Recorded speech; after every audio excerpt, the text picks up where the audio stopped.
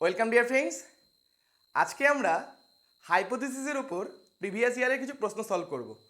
তবে প্রথমে বলছি, যারা সিটেটের প্রিপারেশন নিচ্ছেন বা কোনো স্টেটের টেটের প্রিপারেশন নিচ্ছেন তাদের উদ্দেশ্যে বলছি, আমাদের এই চ্যানেলটিতে সাইকোলজি এবং ম্যাথ রিলেটেড বিভিন্ন ভিডিও করা হয়, যেগুলো যদি আপনি সিটেট দেন বা কোনো স্টেটের টেট পরীক্ষা দেন আপনাকে হেল্প করবে।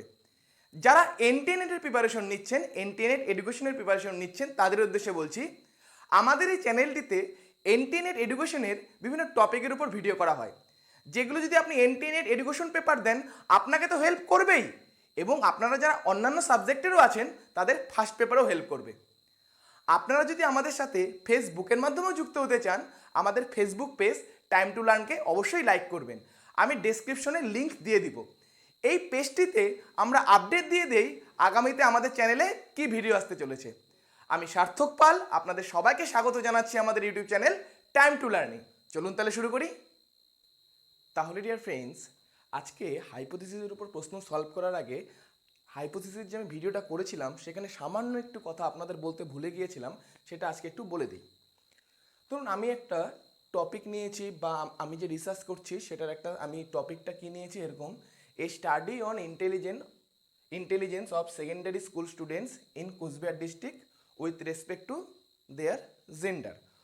অর্থাৎ আমি কুচবিহার ডিস্ট্রিক্টের যে সেকেন্ডারি স্কুল আছে অর্থাৎ মাধ্যমিক স্কুল আছে সেখানকার ছেলে মেয়েদের উপর আমি একটা রিসার্চ করছি যে কাদের ইন্টেলিজেন্স কীরকম, এটার উপর আমি একটা রিসার্চ করছি। এর জন্য আমি একটা নাল হাইপোথিসিস ধরলাম।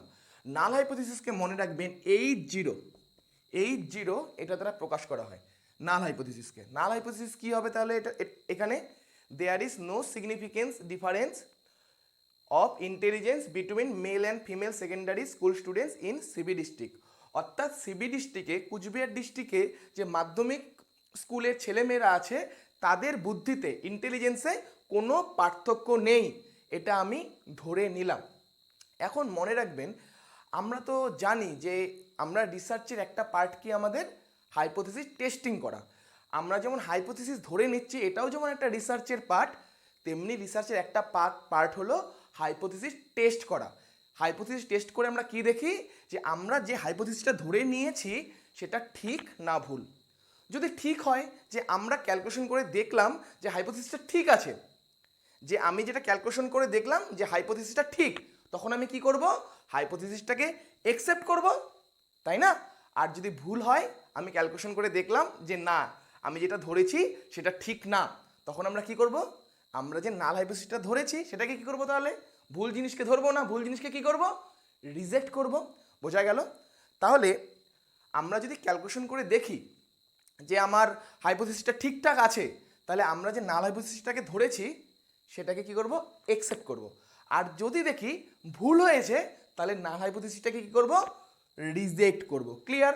তাহলে এখন রিজেক্ট যদি করি, তাহলে এটাকে যদি আমি রিজেক্ট করি, কি যে কুচবিহার ডিস্ট্রিক্টের মাধ্যমিক যে স্কুলের ছেলেমেয়েরা আছে তাদের বুদ্ধির মধ্যে কোনো পার্থক্য নেই, এটা ভুল প্রমাণিত হলো, তাই আমি এটাকে কি করলাম? রিজেক্ট করলাম। তার মানে কি হলো? তাদের বুদ্ধির মধ্যে পার্থক্য আছে, তাই না? তখন আমি ধরে নিয়েছিলাম যে ছেলে মেয়ের বুদ্ধির মধ্যে কোনো পার্থক্য নেই, এটা যদি ভুল প্রমাণিত হয় তাহলে সত্যটা কি হবে? এদের বুদ্ধির মধ্যে পার্থক্য আছে। তাহলে কার বুদ্ধি বেশি? হয় ছেলেদের বুদ্ধি বেশি হবে মেয়েদের থেকে, অথবা মেয়েদের বুদ্ধি ছেলেদের থেকে বেশি হবে। তাহলে কি হবে? আমি ধরবো তখন কি, girls intelligence is better than boys of secondary school student in CB district.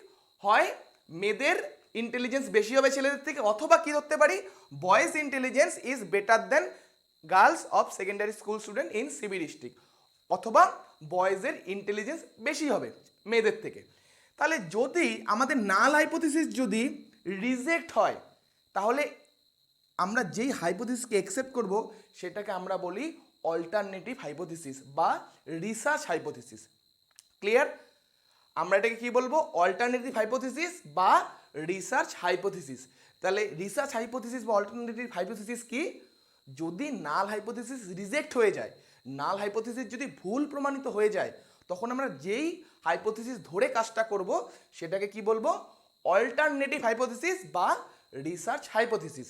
তার মানে এখান থেকে আমরা একটা জিনিস বুঝতে পারলাম, যদি নাল হাইপোথিসিস আমরা রিজেক্ট করি তাহলে আমরা অল্টারনেটিভ বা রিসার্চ হাইপোথিসিসকে কি করব, একসেপ্ট করব। ক্লিয়ার? যদি আমরা নাল হাইপোথিসিসকে রিজেক্ট করি তাহলে অবশ্যই কি করব, আমাদের রিসার্চ হাইপোথিসিস বা অল্টারনেটিভ হাইপোথিসিসকে একসেপ্ট করব।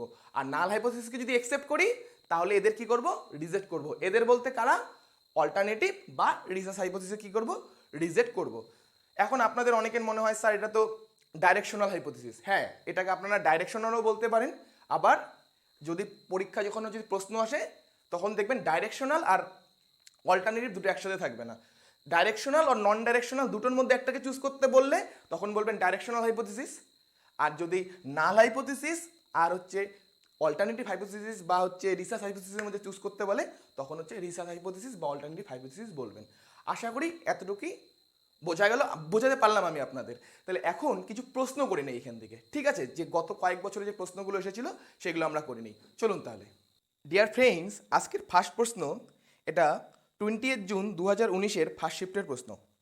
প্রশ্নটা আছে, এ researcher fails two reject the null hypothesis in his or her research. What implications will it carry for his or her principal research hypothesis? Option A, accepting the research hypothesis. Option B, rejecting the research hypothesis. Option C, not taking any decision on the research hypothesis. Option D, improving the research hypothesis. আপনারা প্রশ্নটাকে আরেকবার দেখুন। প্রশ্নের first লাইনটা কি বলা আছে, এ researcher fails two reject the null hypothesis. তার মানে নাল হাইপোথিসিসকে রিজেক্ট করতে সে অসফল হয়েছে। দুটো নেগেটিভ কথা একসাথে আছে। একটা নেগেটিভ কথা কি, ফেইল, আর একটা নেগেটিভ কথা রিজেক্ট। মাইনাসে মাইনাসে কি হয়, যেমন প্লাস হয়, তেমন এখানে আমরা প্লাস বলতে কি বুঝবো। দেখুন, নাল হাইপোথিসিসকে রিজেক্ট করতে ফেল হয়েছে, তার মানে কি নাল হাইপোথিসিসকে একসেপ্ট করেছে। বোঝার চেষ্টা করুন। এ researcher fails two reject, fail করেছে কি করতে, রিজেক্ট করতে নাল হাইপোথিসিসকে। তার মানে নাল হাইপোথিসিসকে রিজেক্ট করব সেটাতে আমি অসফল হয়েছি, তার মানে কি রিসার্চার হিসাবে আমি নাল হাইপোথিসিসকে একসেপ্ট করেছি। তাহলে সেই সিনারিওতে কি হবে, অপশনে কি আছে, accepting the research hypothesis. Option B, rejecting the research hypothesis. Option C, not taking any decision on research hypothesis. Option D, improving the research hypothesis. একটু আগে আমি যে বললাম, যখন আমরা নাল হাইপোথিসিসকে একসেপ্ট করব তখন আমরা রিসার্চ হাইপোথিসিসকে কি করব, রিজেক্ট করব। আর নাল হাইপোথিসিসকে যদি রিজেক্ট করি তাহলে রিসার্চ হাইপোথিসিসকে একসেপ্ট করব। তাহলে এখানে দেখুন একজন রিসার্চার কি করেছেন, নাল হাইপোথিসিসকে একসেপ্ট করেছেন, তাহলে কি করবেন তিনি, রিসার্চ হাইপোথিসিসকে রিজেক্ট করবেন। তাহলে কি হবে, option B, rejecting the research hypothesis. Next question, এটা 20 জুন 2019-এর সেকেন্ড শিফটের প্রশ্ন। প্রশ্নটা আছে, a hypothesis is, option A, a certain and establish finding. Option B, a part of research question. Option C, a strategy of evaluating data. Option D, a tentative statement providing an explanation. এটা কি হবে, hypothesis কি আমরা already শিখেছি, আমরা already হাইপোথিসিসের ভিডিওতে আলোচনা করেছি। হাইপোথিসিস কি, একটা টেন্টেটিভ স্টেটমেন্ট, যে টেন্টেটিভ বলতে যেটা প্রমাণিত হয়নি সেই ধরনের স্টেটমেন্টকে আমরা বলি টেন্টেটিভ স্টেটমেন্ট। যেমন অনেক সময় পরীক্ষার ডেট আমরা যে বলি এই ডেটটা কিন্তু টেন্টেটিভ, ওটার অর্থ কি, যে পরীক্ষার ডেট হতে পারে, ওই সময় পরীক্ষা হতে পারে, ফিক্স না। সেই ধরনের জিনিসকে বোঝানোর জন্য আমরা টেন্টেটিভ কথাটা ব্যবহার করি। আর হাইপোথিসিসও জানি আমরা যে অবজেক্টিভসগুলো ঠিক করি সেটার উপর ভিত্তি করে আমরা হাইপোথিসিস নেই, যেমন হাইপোথিসিসকে টেস্ট করে দেখি যে সেটা সত্যি না মিথ্যা। আমরা সত্য বলতে পারি না, এক্সাক্ট সত্য হবে আমি বলতে পারি না, এর জন্য এটাকে আমরা কি বলি, হাইপোথিসিসকে টেন্টেটিভ সলিউশন বা টেন্টেটিভ স্টেটমেন্ট। তাই এটার অ্যান্সারও কি হবে, অপশন ডি। নেক্সট কোশ্চেন, এটা 24 জুন 2019-এর সেকেন্ড শিফটের প্রশ্ন। প্রশ্নটা আছে, a hypothesis should be conceptually, a hypothesis should be conceptually, option A, convoluted, complex and generic, option B complex, tough and general, option C simple, clear and specific, option D obscure, complicated and simple. এটা কিন্তু আমি কিন্তু যখন hypothesis পড়িয়েছিলাম আপনাদের, আমি কিন্তু কথাগুলো কিন্তু আপনাদের বলেছিলাম যে হাইপোথিসিস কীরকম হওয়া প্রয়োজন, তাই না? তাহলে হাইপোথিসিস কেমন হওয়া প্রয়োজন?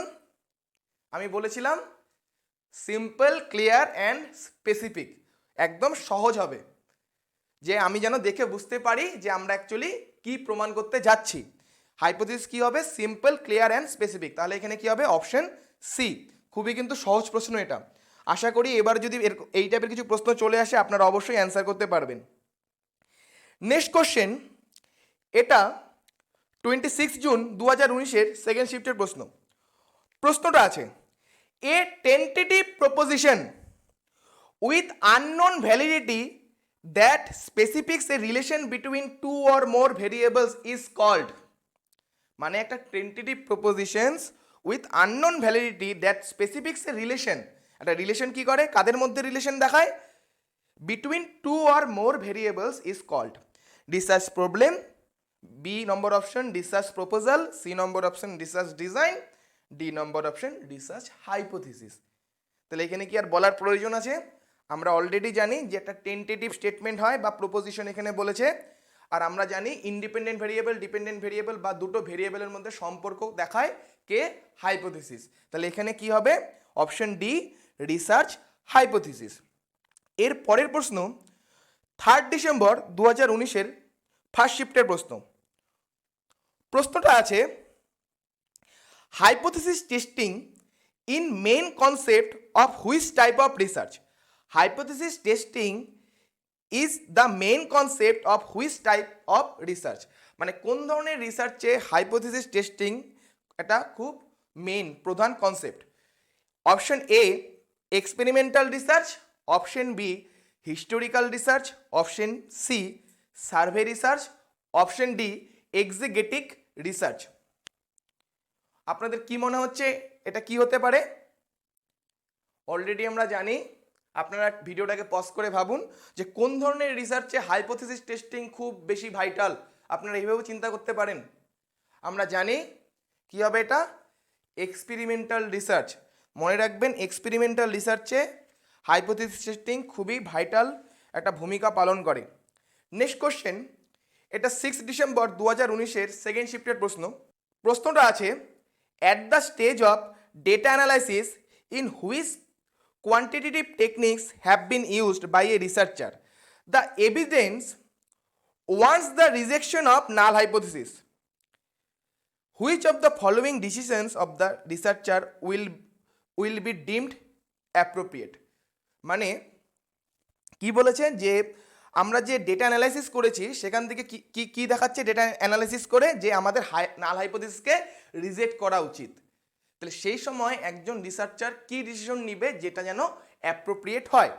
Option A rejecting the H0 অর্থাৎ null hypothesis and also the substantive research hypothesis, option B rejecting the H0 মানে null hypothesis and accepting the substantive research hypothesis, option C rejecting null hypothesis without taking any decision on the substantive research hypothesis, option D accepting the null hypothesis and rejecting the substantive research hypothesis. আমরা কি জানি? আমরা already আজকে দেখলাম, যদি আমরা data analysis করার সময় যদি আমরা দেখি যে আমাদের হাইপোথিসিসটা ধরা ঠিক হয়নি, তখন আমরা কি করব? নাল হাইপোথিসিসকে কি করব? আমরা রিজেক্ট করব। আর নাল হাইপোথিসিসকে যদি রিজেক্ট করি, রিসার্চ হাইপোথিসিসকে কি করব? আমরা অ্যাকসেপ্ট করব। ঠিক আছে? তাহলে এখানে কোনটা হবে? Option B rejecting the null hypothesis and accepting the substantive research hypothesis. তাহলে এটাই আজকে আমরা করলাম যে নাল হাইপোথিসিস বা হাইপোথিসিসের উপর কিছু প্রশ্ন গত কয়েক বছর এসেছিল। দেখুন এগুলো কিন্তু প্রতি বছরই কিন্তু ফার্স্ট পেপারে কিন্তু আসছে। তাই আপনারা কিন্তু হাইপোথিসিসটার যারা ভিডিওটা দেখেননি তারা ভিডিওটাকে একটু দেখবেন, অনেক কিছু এখান থেকে জানতে পারবেন। এখান থেকে কিন্তু কিছু প্রশ্ন কিন্তু আপনাদের পাওয়ার কিন্তু খুবই সম্ভাবনা থাকবে। তো আপনাদের ভিডিওটা কেমন লাগলো অবশ্যই কমেন্ট করে জানাবেন। ভিডিওটা যদি ভালো লেগে থাকে অবশ্যই ভিডিওটাকে লাইক করবেন, যার প্রয়োজন তার সাথে শেয়ার করবেন। এরকম আরও ভিডিও পেতে আমাদের চ্যানেলটাকে অবশ্যই সাবস্ক্রাইব করবেন। ভালো থাকবেন, থ্যাংক ইউ।